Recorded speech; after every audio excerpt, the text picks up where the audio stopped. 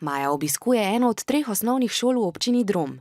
Poleg vrtcev, glasbene šole, gimnazije in dijaškega doma jo je ustanovila občina, ki sama presodi, koliko javnih zavodov potrebuje. V Majini šoli se za mesto ravnatelja potegujejo 3 kandidati.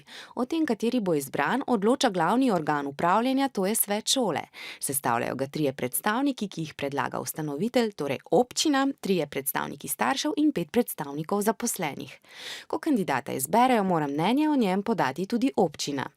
Majina pot do šole je dolga več kot 4 kilometre, zato je upravičena do brezplačnega prevoza v šolo. Zanjo in za druge učence, ki jim pripada enaka pravica, župan sklene dogovor o načinu prevoza v šolo. Maja ima mlajšo sestrico Evo, ki obiskuje vrtec. Kakšno ceno bodo za javni vrtec plačali starši, določi občina. V sosednji občini je na primer cena višja.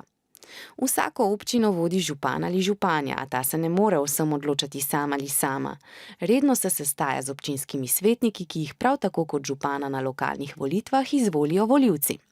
V občinskem svetu je lahko med 7 in 45 članov, odvisno kako velika je. Ti z glasovanjem odločajo o tem, kateri projekti se bodo v občini izvajali in kako se bo porabil denar. Ko se občinski svet nekaj dogovori, mora župan poskrbeti, da se dogovorjeno uresniči. V mestu Drom je občina ustanovila muzej klobukov in zgradila telovadnico. Maji je všeč tudi lokalno igrišče, ki ga je prejšnji mesec dal v uporabo župan. V nedeljo bodo tudi v občini Drom volitve, na katerih se bodo polnoletni dromovci odločali, kdo bo naslednja 4 leta župan ali županja in kdo občinski svetniki.